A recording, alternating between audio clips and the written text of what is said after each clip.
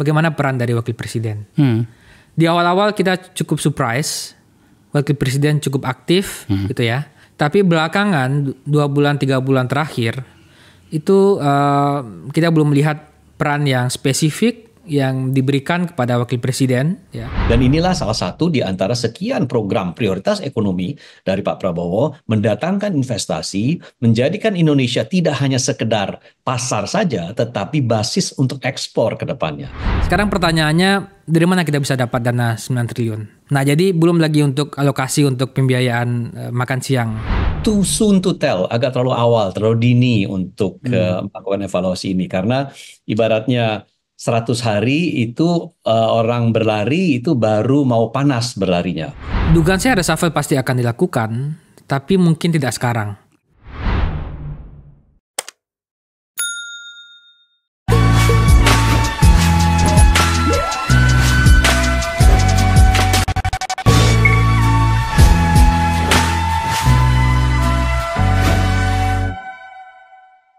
Ada kebiasaan masyarakat politik kita di Indonesia itu yang agak unik ya, sebab tidak terlalu dikenal di dalam perilaku politik di banyak negara.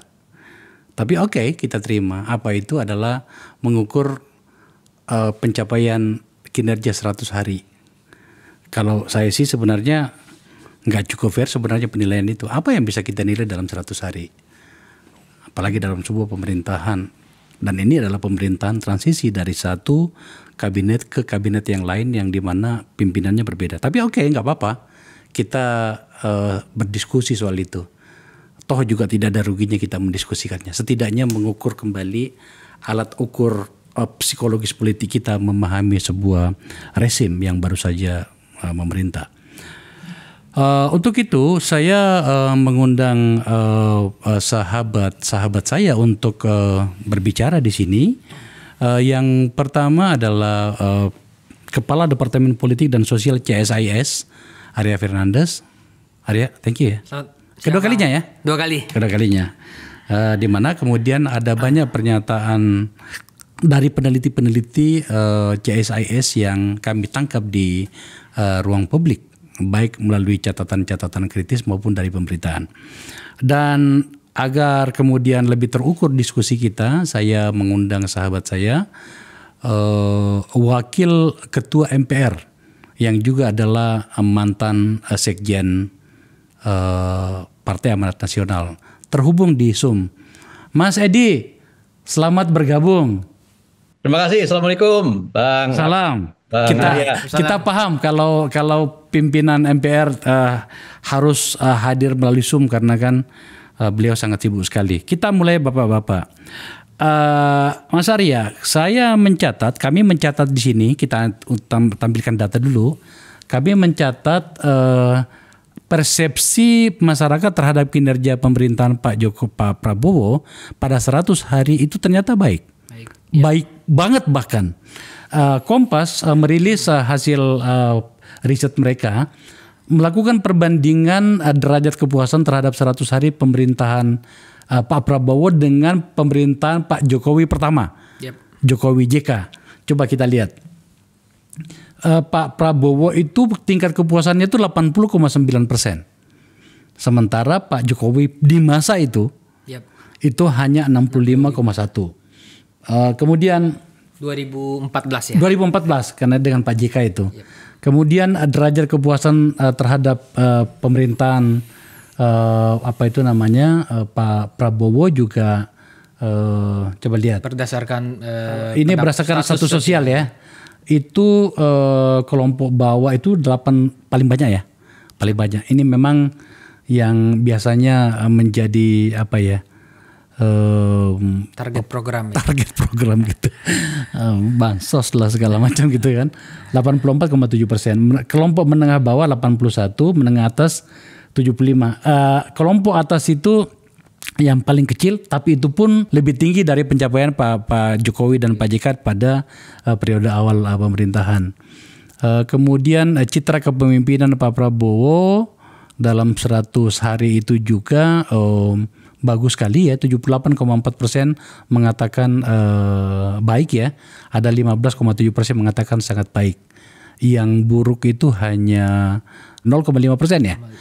Iya.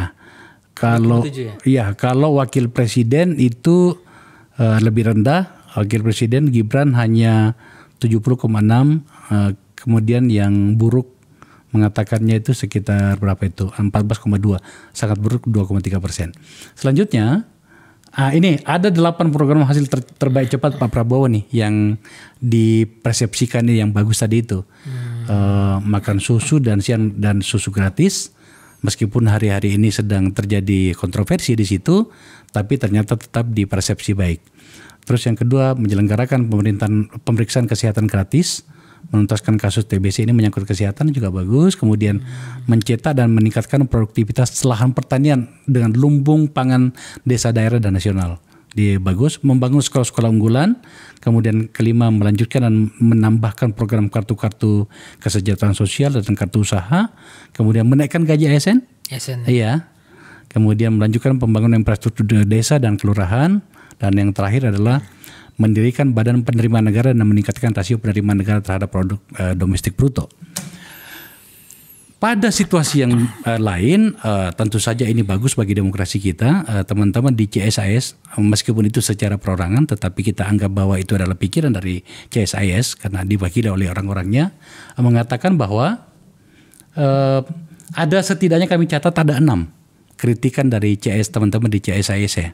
Memang secara kelembagaan CSIS tidak mengeluarkan rilis tentang ini ya. Tetapi kan ini penyikapan dari banyak teman-teman para riset dan peneliti di CSIS. Ada 6. Pertama adalah kurangnya inisiatif baru dalam krisis Palestina. Kemudian interpretasi prinsip bebas dan aktif yang tidak jelas. Yang ketiga, keanggotaan yang di BRICS yang belum dimanfaatkan maksimal. Poin ketiga ini sebenarnya juga mungkin terlalu buru-buru karena kan baru ditandatangani ya. BRICS ya. BRICS-nya. Kemudian 4, diplomasi yang cenderung retorik. Kelima, kabinet yang terlalu besar dan potensi inefisiensi. Ini sudah dikritisi oleh banyak pihak termasuk kami di sini. Kemudian itu potensi ketidaksesuaian kebijakan ekonomi dalam BRICS. Jadi sebenarnya itu ada untuk isu BRICS itu bahkan sampai ada 2 isu.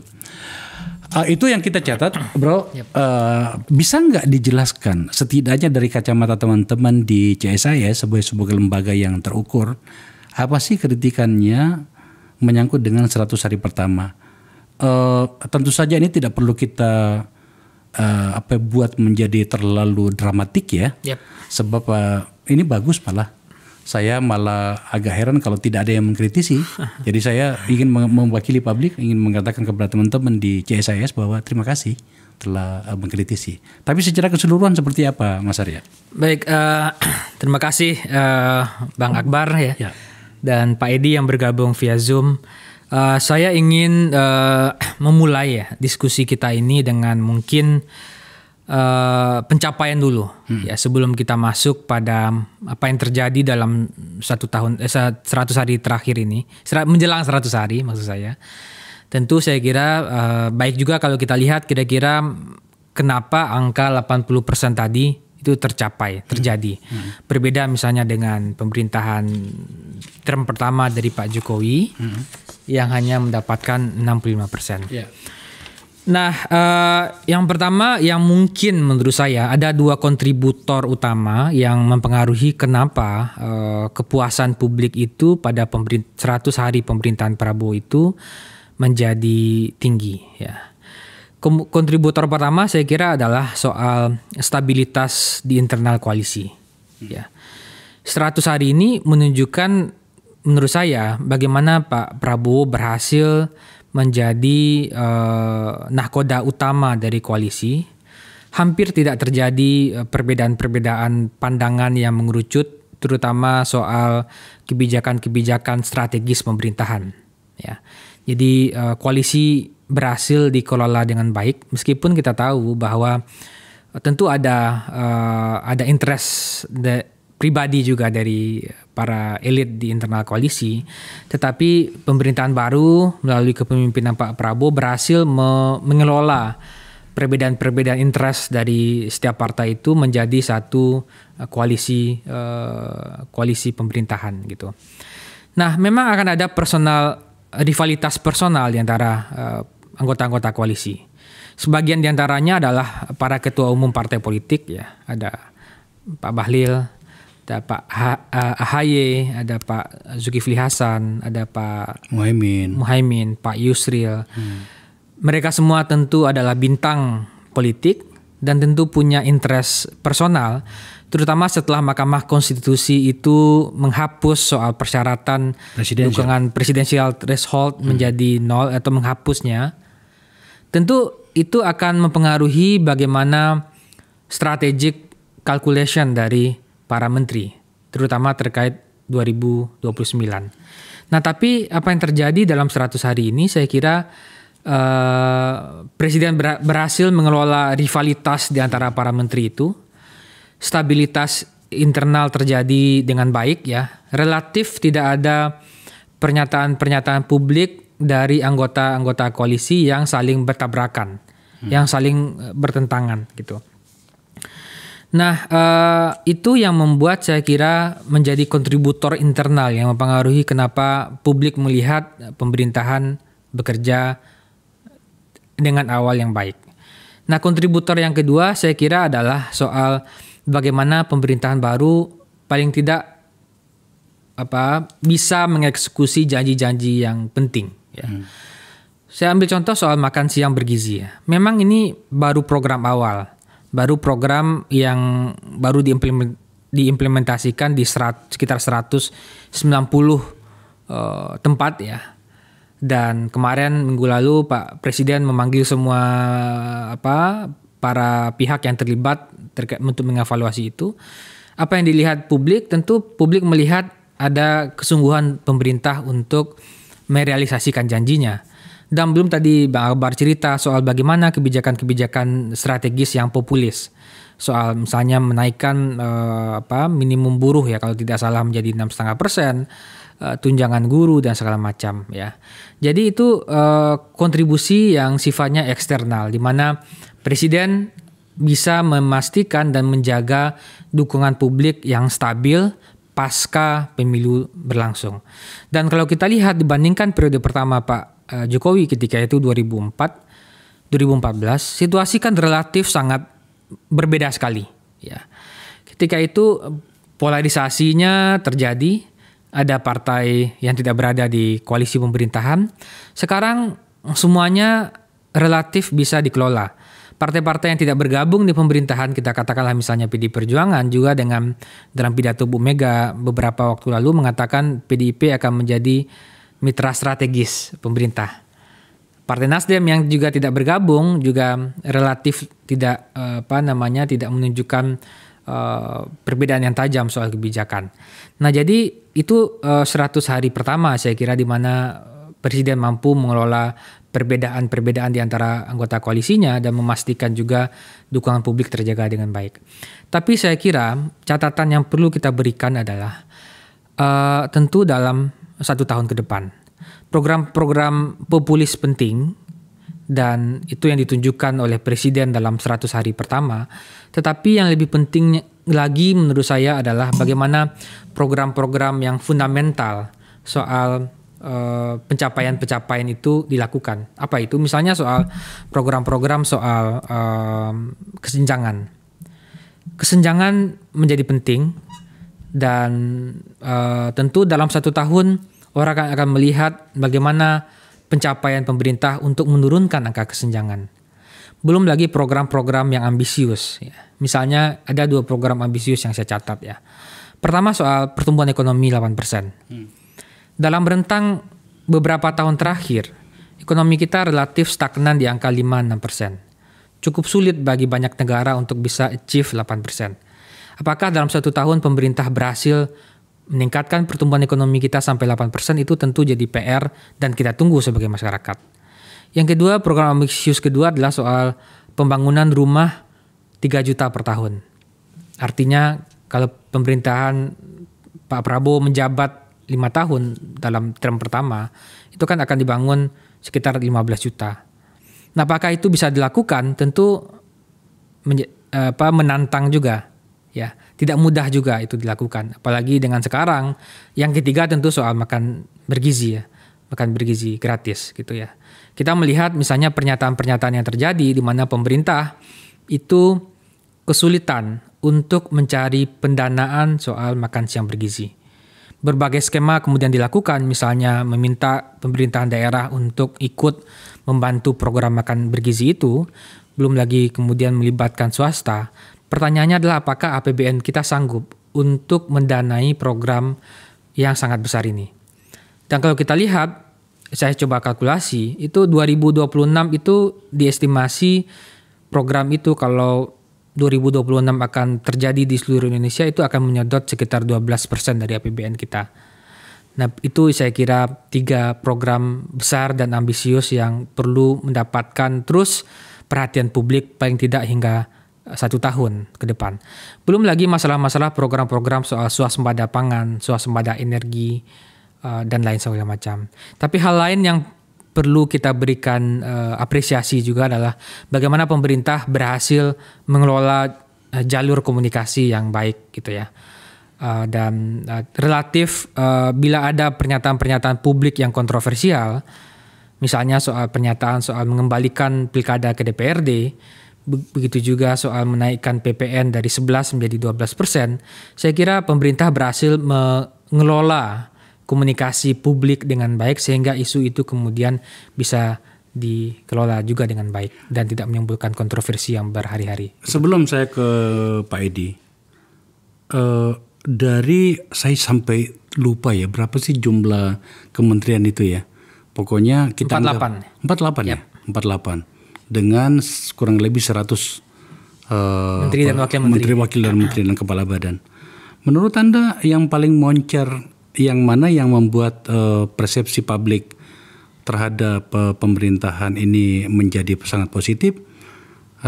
Mana, sektor mana, dan mana yang membebani persepsi publik hingga kemudian angkanya tidak menjadi sempurna untuk persepsi terhadap pemerintahan Pak Prabowo di tahap awal?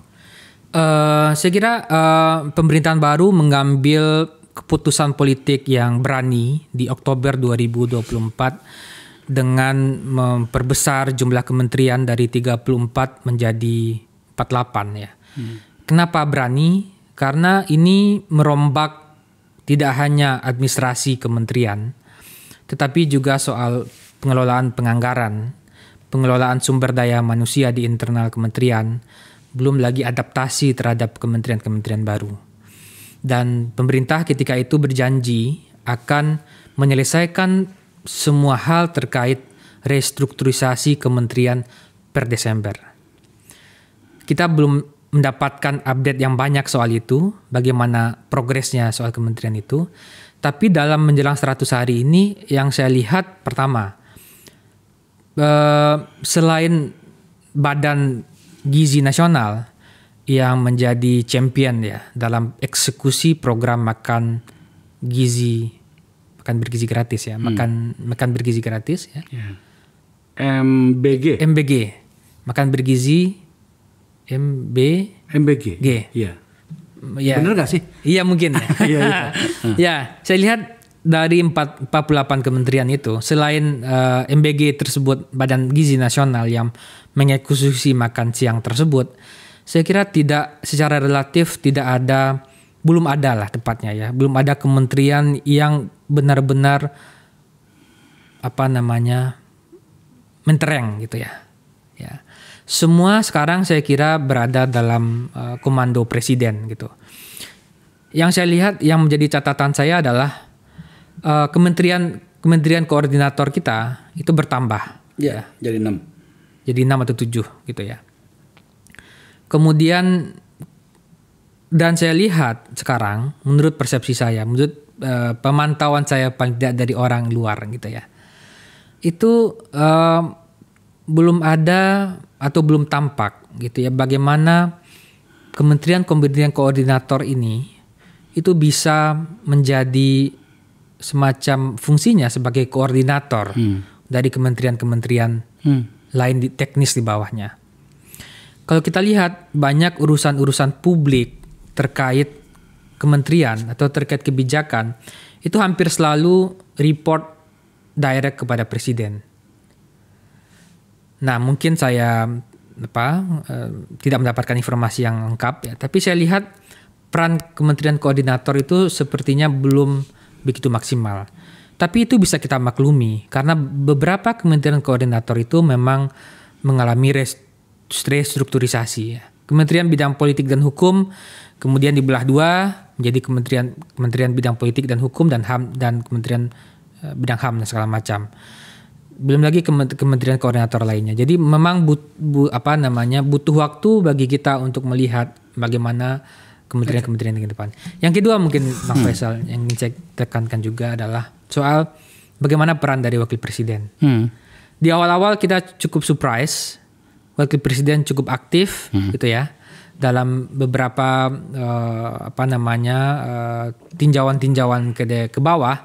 Tapi belakangan 2 bulan 3 bulan terakhir itu kita belum melihat peran yang spesifik yang diberikan kepada wakil presiden ya.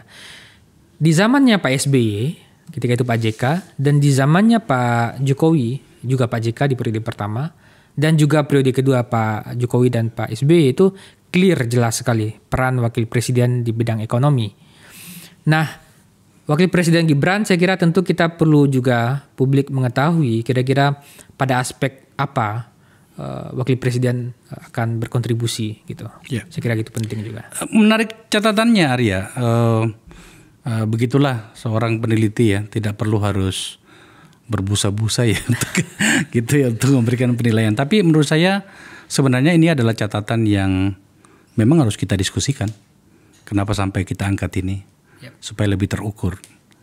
So, Pak Edi, itu Anda sudah mendengarkan barangkali ya, ada banyak catatan dari Mas Arya sebagai orang yang secara signifikan mengikuti day-to-day-nya pemerintahan ini, hingga kemudian bisa memberikan penilaian itu. Tentu saja kami harus fair. Apa catatan Anda menyangkut dengan beberapa, kalau kita bisa katakan barangkali kritikan atau gugatan dari masyarakat seperti itu, Mas? Baik, terima kasih Bang Akbar. Memang saya tidak terlalu heran melihat bahwa tingkat kepuasan masyarakat terhadap Presiden Prabowo ini tinggi, sampai dengan mencapai 80%. Karena memang di satu pihak, saya kira beberapa kebijakan beliau yang sudah disampaikan sebelumnya di dalam kampanye itu terlaksana, khusus makan bergizi gratis. Terus beliau juga secara cepat memberikan juga keringanan kepada UMKM dengan menghapus beberapa utang UMKM yang selama ini menjadi beban UMKM.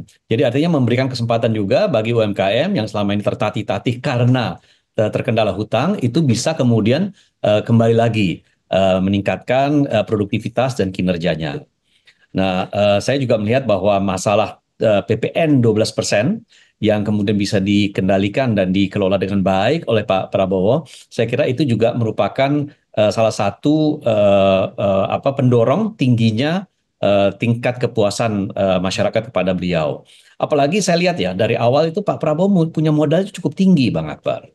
Pertama saya lihat itu Pak Prabowo relatif sudah dikenal luas karena beliau sebagai mantan perwira tinggi TNI, kemudian beliau dikenal dalam sejarah itu sebagai pimpinan dari partai politik, maju di dalam berbagai pilpres, mereka sudah diketahui ada rekam jejaknya. Ditambah lagi Pak Prabowo itu kan sudah sempat menjabat menteri di dalam periode kedua Pak Jokowi, dan sebagai menteri juga cukup baik kinerjanya, paling tidak ada catatan negatif terhadap Prabowo. Sehingga itu masyarakat juga sudah punya level of confidence yang cukup tinggi ketika beliau dan menjadi presiden. Dan tadi seperti disampaikan juga oleh Mas Arya, memang betul berbeda dengan 2014 ketika pertama kali Pak Jokowi menjadi presiden, kan kita melihat ada sebuah pembelahan di parlemen antara Koalisi Merah Putih dan Koalisi Indonesia Hebat. Ketika itu Koalisi Indonesia Hebat punya presiden, tetapi Koalisi Merah Putih punya mayoritas di parlemen, sehingga pada saat itu sudah ada kekhawatiran kira-kira efektif nggak pelaksanaan pemerintahan Pak Jokowi ketika kemudian parlemen itu dikuasai oleh partai-partai yang bukan pendukung Pak Jokowi. Nah, jadi ya ini mungkin yang jadi bahan untuk kita bahas, tetapi juga ini refleksi dari tingkat kepuasan masyarakat berdasarkan faktor-faktor yang tadi saya kemukakan, disampaikan juga oleh Mas Arya, ya. Tetapi salah satu saya kira yang juga menjadi pendorong keberhasilan dan tingkat kepuasan yang tinggi ini, yaitu makan bergizi gratis yang memang sudah ditunggu-tunggu cukup lama. Dan ternyata responsnya di masyarakat, meskipun ada satu dua permasalahan yang memang merupakan bagian dari proses penyempurnaan yang kita lakukan, tetapi saya lihat sambutannya di anak-anak yang menerima MBG tersebut, termasuk orang tuanya, sambutannya sangat positif, Bang Akbar. Gitu ya. Oke. Saya ingin sedikit agak menyelam Mas Edi ya soal ini. Tadi Mas Arya ada menyebut 3 sektoral. Yang pertama itu adalah pertumbuhan ekonomi yang diprogramkan 8 dan realitasnya hari ini mungkin maksimal 5 gitu ya. Tapi kan kalau saya nggak salah 2 hari yang lalu sebelum kita mengambil gambar ini, World Bank itu merilis risiko yang dihadapi secara global, di mana kemudian disebutkan bahwa maksimal negara-negara itu pertumbuhannya hanya 4%. Terkhusus negara-negara dengan kualitas ekonomi dan karakter pemerintahan seperti Indonesia itu tampaknya agak berat. Ini menurut World Bank. Maka saya rasa ini harus menjadi concern dari pemerintahan yang akan datang pada tahun-tahun mendatang menyangkut ini. Artinya pada bagian ini apakah optimism yang dibangun dengan 8% itu masih fair atau tidak, masih layak atau tidak. Yang kedua menyangkut dengan makan siang gratis. Oke, tampak bahwa ini adalah salah satu program yang disukai banyak orang.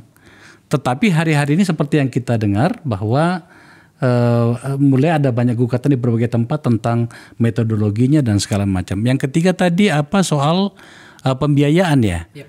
Pembiayaan makan siang gratis itu. Saya juga agak mempertanyakan soal ini Mas, ketika dikatakan kalau nggak salah dari Menteri Dalam Negeri yang meminta peran dari Pemda ya. Kan kita tahu nih dana-dana dari yang ada di Pemda itu kan juga dari pemerintah pusat juga ya. Meskipun itu dana yang ditarik dari pemerintah pusat itu dari daerah yang macam-macam itu juga bisa dianggap. Iya, saya masih hubungan yang kedua nih. Tapi kan kalau kemudian itu dilakukan, itu pertanyaannya orang begini ya Pak Edi. Ini sebenarnya sudah angkat tangan nggak? Kira-kira gitu ya. Apakah sudah hands up atau gimana nih barang? Yang ketiga itu soal rumah. Saya sempat bertanya kepada teman-teman di pemerintahan soal itu. Yang benar yang mana sih sebenarnya? 3 juta per tahun atau 3 juta selama pemerintahannya Pak Prabowo di periode pertama ini. Yang kedua adalah ini beneran gratis apa tidak? Saya sempat bertanya ke teman-teman itu karena ada 2 versi nih Pak Edi. Ada yang berapi-api dari pihak kementerian, dari pihak pemerintah mengatakan gratis itu barang. Tapi Ara, sahabat saya tanya, dia bilang ada yang ditalangi oleh pemerintah, ada yang gratis dan bla bla bla bla. Saya harus menjelaskan ini Mas, sebab banyak pertanyaan itu diarahkan ke kami. Pertanyaannya begini, tanyakan kepada pihak pemerintah, ini barang ini seperti apa sih? Nah, mumpung ada wakil ketua MPR, elit dari partai pendukung pemerintah, maka menurut saya sangat penting sekali Pak Edi menjelaskan ini kepada kita. Monggo, silakan Pak Edi. Baik, terima kasih Bang Akbar. Pertama, yang pertama mengenai pertumbuhan ekonomi. Ya. Memang kalau kita lihat pertumbuhan ekonomi kita mungkin 5 bahkan 10 tahun ke belakang itu pertumbuhannya tidak lebih dari 6%. Bahkan 5 tahun terakhir relatif stabil 5%. Oleh karena itu memang kita perlu menggenjot satu masalah hilirisasi, industrialisasi. Supaya nilai tambah dari produk-produk kita yang saat ini adalah produk dasar seperti misalnya sumber daya alam yang kemudian dikelola melalui smelterisasi, ya, tetapi belum menghasilkan produk turunan atau produk akhir. Turunan pertama, smelterisasi, setelah itu kita ekspor. Nah, jadi artinya dinikmati nilai tambah yang terbesarnya adalah di negara-negara yang menerima produk-produk turunan pertama kita. Nah, jadi kita harus bisa mampu misalnya nikel, mampu kita kemudian menghasilkan baterai sebagai produk akhirnya. Dan ini saya kira sangat penting karena nilai tambahnya yang diciptakan itu luar biasa besarnya, menambah pendapatan negara. Kedua juga memang kita selalu berfokus kepada pertumbuhan ekonomi yang 60-65% itu berasal dari consumer spending, dari ya pembelanjaan masyarakat. Sementara justru yang kita perlukan adalah sekarang diversifikasi yang lebih luas lagi kepada investasi dan ekspor. Ini akan mendorong pertumbuhan ekonomi kita ke depan. Dan inilah salah satu di antara sekian program prioritas ekonomi dari Pak Prabowo, mendatangkan investasi, menjadikan Indonesia tidak hanya sekedar pasar saja, tetapi basis untuk ekspor ke depannya. Kan selama ini kita punya 275 juta manusia di Indonesia, penduduk Indonesia, yang selalu dijadikan pasar. Nah, ini yang mau jadikan kita basis untuk ekspor. Nah, jadi saya merasa bahwa ada optimisme bagi kita untuk bisa secara progresif, artinya secara bertahap, meningkat dari 5, 6, 7 menjadi mungkin 8%, tetapi butuh waktu. Karena untuk membangun hilirisasi tidak bisa dalam 24 jam, mendatangkan investasi, melaksanakan kegiatan ekspor yang masif, itu kan butuh waktu. Tetapi secara bertahap saya kira bisa kita lakukan. Yang jadi permasalahan tentu ada hal-hal yang di luar kendali kita, Bang Akbar. Misalkan saja kondisi geopolitik seperti apa ke depannya. Bagaimana dengan kehadiran Trump kembali menjadi presiden? Apakah dia akan menerapkan tarif-tarif begitu besar sehingga Amerika menjadi negara yang memang agak sulit untuk kita masuki secara ekspor dan lain-lain. Jadi hal-hal itu kemudian mempengaruhi kita dari aspek pertumbuhan ekonomi ke depannya. Kedua adalah mengenai makan bergizi gratis. Saya melihat bahwa tentu di awal ini, sebagaimana juga misalkan kita melihat misalnya ada sebuah terminal bis beroperasi, itu kan sebuah operasi logistik yang besar sekali yang terjadi. Ya itu kan tentu untuk menjadi sebuah terminal bis yang efisien butuh waktu, butuh evaluasi, butuh penyempurnaan. Begitu pula dengan makan bergizi gratis ini. Saya kira butuh waktu agar kemudian terjadi penyempurnaan. Apalagi kita lihat bahwa makan bergizi gratis satu dapur umum harus kemudian menyediakan makanan untuk 3.000 anak. Setiap hari selama 5 hari dalam seminggu. Jadi ini bukan sebuah operasi yang sederhana, tetapi saya yakin akan ada penyempurnaan-penyempurnaan ke depannya sehingga ini akan berjalan baik.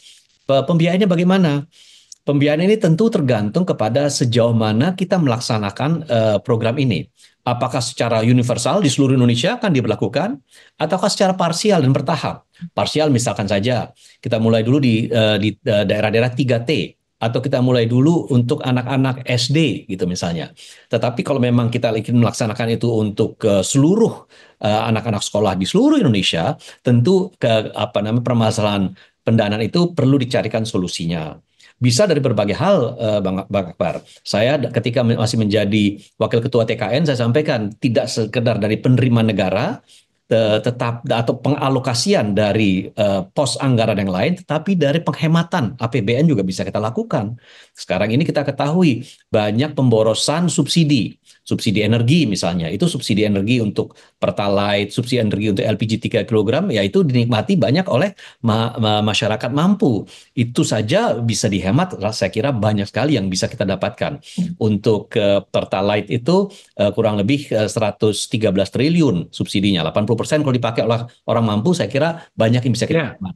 Nah ini kurang lebih yang menjadi ini isu-isu yang mungkin dari aspek pembiayaan kemudian bisa kita kemudian mencari jalan dan solusinya. Tetapi saya paham masalah APBN ini bukan masalah yang mudah, apalagi kita tidak punya ruang manuver yang besar di dalam APBN kita. Kita juga sudah tahu bahwa kapasitas kita untuk mendapatkan pendapatan negara dari pajak itu juga dari tahun ke tahun kan tidak pernah ada peningkatan yang fenomenal, sehingga memang optimalisasi pajak itu juga harus dilakukan. Tetapi saya kok optimis, Pak Akbar, karena ini sudah tersaji secara baik dari segi planning, tinggal eksekusinya. Bagaimana kita melaksanakan eksekusi itu mudah-mudahan itu bisa dilakukan dengan baik, apalagi tim yang sekarang ini bekerja di kabinet sebagai menteri-menteri yang membantu Pak Presiden, banyak yang memang sudah ikut merancang program perekonomian presiden ketika kita sedang melaksanakan kegiatan sebagai anggota di TKN. Ya, Mas Arya, tentu saja sikap pemerintah yang narasinya diwakili oleh Pak Edi itu tetap kelihatan optimis. Bahwa kita punya catatan-catatan kritis, ya nggak apa-apa sih kita diskusikan. Cuma kan realitasnya tampaknya tidak sesimpel itu ya. Contoh tadi saya sudah sampaikan tadi, sengaja saya agak panjang lebar tadi menjelaskannya bahwa ketika pemerintah mencoba mencari pembiayaan lain, bahasa saya itu mencari di kantong kiri dan belakang barangkali ya, dalam hal Menteri Dalam Negeri yang sudah meminta bantuan tanda petik itu kan berarti memang ada sinyal yang tidak bagus menyangkut soal itu. Terus kemudian perumahan tadi, belum lagi yang lain. So, Mas Arya, bagaimana sebaiknya kita menyikapi situasi ini agar kemudian di satu sisi kita mengkritisi pemerintah, di sisi lain itu juga tidak mengganggu konsentrasi mereka untuk bekerja agar kemudian seluruh program yang mereka telah rencanakan itu bisa berjalan dengan seperti seharusnya. Baik, saya kira memang di tengah di tengah usaha kita untuk mencari sumber-sumber pertumbuhan ekonomi baru untuk paling tidak kita mencapai apa yang dimimpikan oleh Pak Prabowo untuk mencapai 8% pertumbuhan ekonomi kita. Tentu saya kira apa yang terjadi sekarang menunjukkan, saya kira pertama tentu implikasinya akan ada shifting ya. Shifting itu misalnya kalau kita lihat yang sangat kentara adalah bagaimana pemerintahan baru itu menurunkan secara cukup besar angka atau alokasi pembiayaan pada infrastruktur. Nah, dibandingkan misalnya pemerintahan sebelumnya. Jadi pemerintahan baru saya kira sadar butuh apa yang tadi Bang Edi sampaikan, butuh manuver-manuver yang legal untuk memastikan program-program baru dan penting ini bisa mendapatkan pembiayaan berkelanjutan. Gitu ya. Kan kita tidak ingin misalnya karena kendala pada pembiayaan akhirnya jangkauan program ini kemudian tidak naik secara signifikan. Misalnya kalau sekarang misalnya diluncurkan pada 190 tempat, bagaimana target 1 bulan ke depan, target 2 bulan ke depan, target 4 bulan ke depan sampai kemudian program ini memang full diimplementasikan pada semua sekolah yang memang dianggap membutuhkan gitu ya. Dan itu tentu membutuhkan dana yang besar. Nah, saya kira yang kedua juga soal pembiayaan soal pembangunan rumah itu juga program yang besar ya. Kalau kita asumsikan satu rumah itu untuk rumah sederhana itu butuh dana sekitar 300 juta satu rumah, itu dikalikan 3 juta rumah itu sudah berapa, menyedot sekitar berapa Bang Akbar? 90 triliun. 90 triliun apa 9 triliun? 90 atau 9 triliun. Saya bukan pengusaha, kalkulator saya agak jelek nih soal itu. Ya oke. Nah, sekarang pertanyaannya dari mana kita bisa dapat dana 9 triliun? Nah, jadi belum lagi untuk alokasi untuk pembiayaan makan siang yang tentu jumlah penerimanya akan meningkat dari bulan ke bulan gitu. Nah, itu soal lain yang sebenarnya penting dan strategis ya. Tapi ada soal-soal lain yang dari sisi politik juga akan mempengaruhi juga bagaimana koalisi ini terjadi. Tentu akan ada semacam strategic calculation juga, Bang Akbar. Strategic calculation itu artinya partai akan berhitung, melakukan kalkulasi yang strategis ya. Pertama tentu soal revisi undang-undang pemilu, karena itu mempengaruhi juga soal survival partai dan the next election ya. Belum lagi electoral insentifnya seperti apa, bagaimana kalau PDI Perjuangan bergabung segala macam gitu ya. Dan yang ketiga bagaimana kontrol pada resources. Nah, itu juga akan mempengaruhi strategic calculation partai dalam pemerintahan ini. Saya ingin menaikkan level diskusi kita, Mas Arya. Yep. catatan-catatan tadi ini biarkanlah kemudian kita tautkan dengan apa yang terjadi hari ini dan berikutnya. Saya sebenarnya sudah bersikap bahwa tampaknya Presiden itu telah perlu memikirkan, kami di sini di Nagara Institute, lembaga kami di sini menyebutnya itu kabinet lembah tidar. Dan saya men-tweet di X saya itu dengan mengatakan tampaknya telah perlu dipikirkan itu kembali ke Magelang untuk ke lembah tidar 2. Yang saya maksud itu adalah begini, harus kita akui ada beberapa kabinet yang tampaknya sampai hari ini pun agak confused ya. Harus melakukan apa gitu. Maksudnya menterinya? Itu bisa terlihat dari bagaimana penyikapan menterinya ya. Dan tentu saja ketika menterinya confused begitu kan berarti kan kita boleh dong mengatakan tampaknya dia kebingungan. Kebingungannya bisa dalam banyak alasan. Salah satunya yang sedang adalah sistem penganggaran. Ya kan, apa sih namanya itu, nomenklatur segala macam belum dirancang dan seterusnya.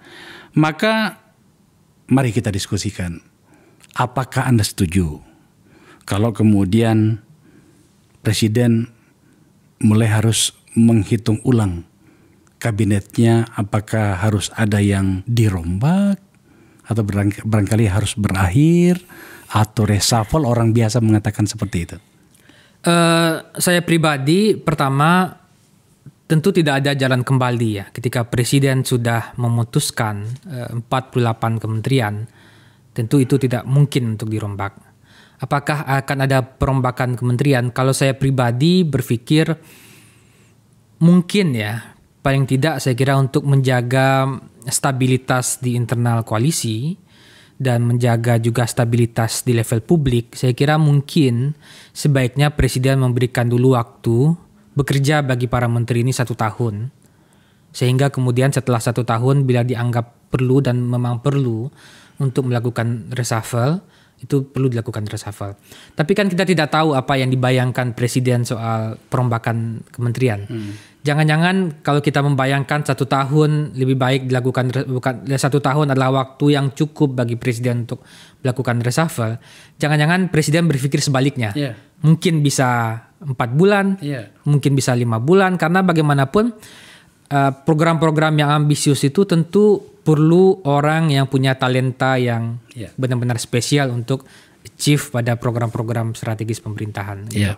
Pertanyaan yang sama Mas Edi. Jadi di dalam diskusi Anda pasti mendengarkanlah, dalam diskusi-diskusi komunitas politik kita itu terlihat dan terbaca bahwa ada desakan yang kemudian bentuknya sudah mulai dalam nada memahami dan mendukung apabila Presiden melakukan tindakan apa yang barusan saya diskusikan dengan Arya tadi. Apa sikap dan pendapat dari Mas Edi soal itu? Saya kira saat ini Bang Akbar agak masih too soon to tell, agak terlalu awal, terlalu dini untuk melakukan evaluasi ini, karena ibaratnya 100 hari itu orang berlari itu baru mau panas berlarinya, belum maksimal berlarinya. Jadi saya kira masih terlalu dini. Tetapi kalau kita lihat dari presiden-presiden sebelumnya, ya mereka melakukan evaluasi, termasuk juga melakukan reshuffle daripada menterinya cukup dini, bahkan 1 tahun masuk di dalam pemerintahannya sudah ada reshuffle. Tapi kembali lagi, reshuffle itu kan sesuatu yang memang kedaulatannya sepenuhnya ada di tangan presiden. Sehingga masyarakat boleh memberikan penilaian, masukan, tetapi yang paling mengetahui kebutuhan dari kabinetnya itu tentu adalah presiden. Jadi presidenlah yang pada akhirnya nanti kemudian memutuskan berdasarkan kebutuhan, berdasarkan kemampuan masing-masing, termasuk juga waktunya, timing yang paling tepat kalaupun akan dilakukan evaluasi tersebut. Tetapi saya yakin Bapak Presiden dalam hal ini arif dan bijak ketika melakukan perubahan atau evaluasi yang melibatkan kabinet beliau ke depannya. Seperti yang saya sampaikan tadi, Mas Edi, saya gunakan kata yang paling progresif yang saya bisa pilih hari ini, yang mengatakan bahwa tampaknya masyarakat itu memberikan permakluman memberikan dukungan apabila presiden mengambil langkah yang sedikit agak progresif ya. Dalam hal ini mungkin reshuffle, mungkin perombakan kabinet, terutama sekali dengan situasi hari ini. Sudah cukup asupan informasi yang kami terima sebagai publik, di mana dikatakan bahwa kondisi, kita bicara tentang keuangan, kondisi keuangan kita itu tidak cukup tanda petik kuat untuk sebuah elaborasi dan manuver politik atas nama pemerintahan dengan keterbatasan yang ada. Ya kan, contoh misalnya, ini saya terima dari seorang kawan ekonom yang mengatakan gini, biaya makan siang gratis itu hampir sama dengan rencana investasi untuk IKN. Hari ini situasi kita kan seperti yang sudah kita diskusikan dari tadi, itu tidak cukup fair untuk kemudian kita mengatakan kita baik-baik saja secara pembiayaan pembangunan, hingga kemudian seorang menteri dalam negeri harus meminta dukungan dari daerah. Dari situasi itu kemudian ya harus ada langkah dong, harus ada tindakan dong, yang dalam beberapa diskusi mengatakan begini, Pak Edi, cukup sudah rasa terima kasih itu kepada para pendukung kemenangan pada pemilu yang lalu itu. Apakah pandangan ini terlalu ekstrim atau gimana menurut Anda, Mas? Ya, saya kira itu sah-sah saja, Bang Akbar. Apalagi kan tolak ukur setiap kabinet itu selalu adalah kinerja ekonominya. Ya. Ketika kinerja ekonominya kemudian mendapatkan penilaian yang baik dari masyarakat, tentu kabinet itu dianggap adalah kabinet solid, bisa bekerja, menteri-menterinya kompeten dan capable. Tetapi misalnya kalau sampai kinerja ekonominya terlihat ada kemerosotan, ya saya kira desakan dari masyarakat untuk melakukan evaluasi tentu juga besar. Dan saya kira sebelum masyarakat mendesak pun, Presiden juga sudah pasti tahu, gitu ya. Dan yang paling penting bagi masyarakat kan yang sekarang ini dan selalu ada di dalam survei-survei itu adalah satu, mengenai lapangan pekerjaan, kedua mengenai stabilitas harga-harga, terutama harga-harga sembako. Ya, jadi saya kira itu juga merupakan beberapa tolak ukur dari keberhasilan ekonomi atau yang menjadi sangat sensitif bagi masyarakat untuk menilai kinerja daripada pemerintah. Tetapi kembali lagi saya yakin karena Pak Presiden kan sekarang memiliki kementerian dan memiliki juga unit-unit yang melakukan pengawasan, monitoring dan evaluasi terhadap kinerja pembangunan. Dulu kita ada Sesda Lotbang, sekarang pun ada unitnya yang melakukan monitoring daripada kinerja pemerintahan yang memang selalu dilakukan evaluasi dan dilaporkan pada Presiden. Jadi saya kira nanti akan sejalan apa yang menjadi mungkin aspirasi masyarakat ke depannya dengan apa yang sudah menjadi hasil dari monitoring Bapak Presiden ke depannya. Dan itu mungkin jadi ya itu nanti akan terlihat bagaimana evaluasi berikutnya, Bang. Iya, coba kita lihat Mas Edi. Coba tampilkan data tingkat keyakinan publik terhadap pemerintahan Pak Prabowo Gibran ya. Coba lihat Mas Edi. 3 tertinggi itu tampaknya itu adalah domainnya Presiden Pak Prabowo sendiri.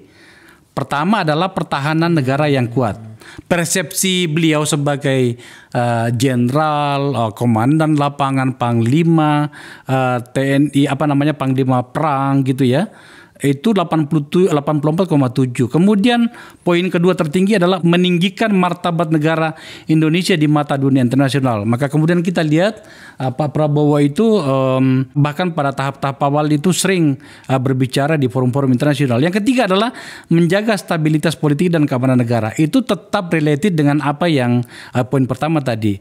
Nah, dari sini saja kita lihat bahwa ternyata apa yang disampaikan Mas Arya tadi itu benar adanya, bahwa tampaknya bahkan dengan berapa Menko sih, 6 kalau nggak salah ya, 6 kalau nggak salah Menko itu tampaknya belum cukup signifikan menunjukkan 7 ya, belum cukup meningkatkan kinerja.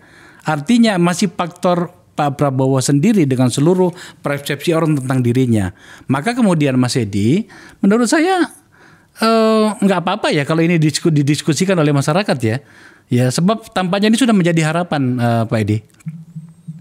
Ya, kalau tadi yang disampaikan oleh Bang Akbar yang sesuai dengan apa yang sudah menjadi hasil dari Litbang Kompas, saya kira itu sangat valid ya, karena Ya. Pak Prabowo sebagai sosok militer punya ketegasan, persepsi tegas itu bisa beliau deliver kepada masyarakat, dan itu sesuai dengan harapan masyarakat. Termasuk juga ya saya terus terang bukan karena saya partai pendukung Pak Presiden, tetapi saya merasa bangga begitu melihat Presiden saya hadir di forum-forum internasional, berbicara sangat tegas, lugas, lancar, ya, dan apa yang disampaikan oleh beliau itu didengar dan dijadikan bahan pertimbangan oleh pemimpin-pemimpin dunia lainnya. Apalagi beliau itu membicarakan hal-hal yang sangat menyentuh hati dari masyarakat Indonesia, terutama masalah Palestina. Dan beliau berbicara sangat lugas dan lantang terkait pembelaan Indonesia terhadap Palestina. Jadi saya kira itu merupakan bagian refleksi dari masyarakat terhadap apa yang telah dilakukan Pak Prabowo dalam diplomasi internasionalnya, menempatkan Indonesia kembali sebagai salah satu negara yang diperhitungkan di dalam tatanan percaturan geopolitik internasional. Mas Arya, terakhir, ini kan agak unik nih. Persepsi orang terhadap Pak Prabowo itu tinggi, sampai 80,9, katakanlah 81%. Dan itu hasil riset ya, Kompas lagi. Tetapi di ruang publik, kita kan masing-masing punya catatan nih. Anda tadi sudah mengatakannya, tidak cukup bisa dicatat dengan karakter yang jelas. Ada kinerja pemerintahan yang begitu menonjol. So, bagaimana bisa terjadi seperti kementerian, maksud saya? Bagaimana bisa seperti itu? Ini berat saya jawabnya. Pertama mungkin karena ini ada proses proses yang baru yang ditempuh oleh pemerintahan baru ya. Sejumlah kementerian dilebur, butuh adaptasi tentu, waktu bagi kementerian-kementerian yang baru untuk beradaptasi dengan situasi yang berubah. Yang kedua juga mungkin butuh waktu juga beradaptasi dengan leadership style dari Pak Prabowo-nya, di mana tentu sebagai seorang yang punya lama di dunia kemiliteran, tentu beliau sadar betul bahwa semua kebijakan itu tentu harus firm, harus jelas gitu ya, harus terukur, dan itu tentu mempengaruhi bagaimana perilaku dan psikologi dari para menteri. Dalam kondisi seperti ini, kalau kebijakannya belum firm, tentu menterinya juga agak ragu-ragu untuk membuat kebijakan-kebijakan baru yang belum ada kajiannya, mungkin belum terukur hasilnya segala macam. Nah, itu faktor kedua. Faktor yang ketiga saya kira tentu soal waktu. Kita masih 3 bulan ya, dan mungkin kita perlu berikan waktu setahun paling tidak bagi kementerian untuk bekerja, sehingga baru kelihatan mana emas mana loyangnya. Sehingga dalam situasi seperti itulah kemudian Presiden akan firm betul kalau ingin melakukan semacam perombakan kabinet atau reshuffle gitu. Saya ingin menanyakan ini kepada Anda, tidak kepada Mas Edi, sebab kalau Mas Edi bisa repot dia nantinya kalau bertanya kita kan. Kepada Anda, jikapun kemudian ternyata Pak Presiden mengatakan tampaknya enggak, ini menyangkut dengan kredibilitas pemerintahan saya harus melakukan perombakan reshuffle Anda berada pada persentase persetujuan berapa persen? Kalau skalanya 100%. Presiden untuk melakukan reshuffle. Dugaan saya reshuffle pasti akan dilakukan, tapi mungkin tidak sekarang. Oh, tidak sekarang. Tidak sekarang. Kalaupun misalnya dilakukan setelah 100 hari, agar kemudian persepsi ini tidak justru jeblok karena kinerja yang tidak terlalu baik, itu Anda memberikan permakluman berapa persen dari skala 0 sampai 100? Permakluman untuk tidak melakukan reshuffle. Melakukan reshuffle. Untuk melakukan. Iya. Saya kira kecil. Kecil ya. Kecil saya kira. Iya. Dan saya kira Presiden sadar ini belum waktu yang tepat untuk melakukan reshuffle, dan mungkin ada tim di internal yang melakukan kajian, tapi menurut pembacaan saya paling tidak ya, dalam waktu 3 bulan 4 bulan ini Presiden mungkin belum akan melakukan reshuffle ya, karena kita lihat timeline politiknya, akan ada Ramadan, akan ada Idul Fitri segala macam gitu ya, dan kemudian dan itu membuat saya kira Presiden juga Saya tidak begitu yakin akan dilakukan reshuffle. Artinya menjaga kredibilitas pemerintahan jauh lebih penting hari ini ketimbang melakukan langkah yang progresif yang bisa mengganggu itu tadi. Saya kira itu poin utamanya, Bang Akbar. Bro, thank you ya. Thank you, Bang Akbar. Mas Edit, terima kasih ya. Terima kasih, Bang. Ya. Terima kasih mengundang saya. Ya, selamat reses. Hari ini terakhir reses ya. Ya, besok kita mulai lagi masa sidang. Baik. Terima kasih. Ya. Terima kasih Mas Aryal juga. Ya. Pemirsa, itu diskusinya memang tampak agak soft ya diskusinya, tapi sebenarnya kami membahas sesuatu yang kalau Anda dengarkan tadi sebenarnya saya mencoba untuk merangkum banyak pikiran yang terlontar di ruang publik. Ada pikiran itu, tapi lagi-lagi ini adalah politik. Saya yakin bahwa Pak Presiden itu telah sebenarnya memiliki sikap, cuman mungkin menjaga sesuatu yang lebih besar dari itu.